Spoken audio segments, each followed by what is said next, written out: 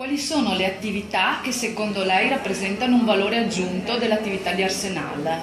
Ma credo che la responsabilità di Arsenal sia quella di costruire il futuro, di costruirlo per un sistema sanitario che è sano, ma per rimanere tale, quindi per erogare ottimi servizi, deve costantemente migliorarsi e questo può farlo solo con l'innovazione. E come vede le attività di sanità digitale per il futuro nel Veneto, i servizi di sanità digitale?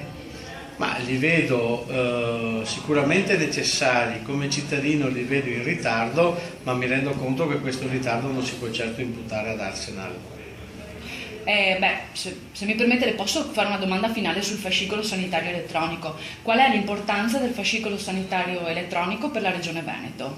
Diciamo che è quasi una polizza di garanzia per il cittadino che è in grado di utilizzare da qualsiasi parte si trovi in situazioni di emergenza oppure quando è nella sua città in situazioni ordinarie, ma prevedendo una continuità assistenziale, quindi una diversa organizzazione dei medici in medicina generale, significa che può accedere a una struttura o pubblica o convenzionata portando con sé la sua storia e quindi mettendola nella disponibilità di chi deve decidere se c'è un infarto in corso oppure se c'è solo un abuso alimentare.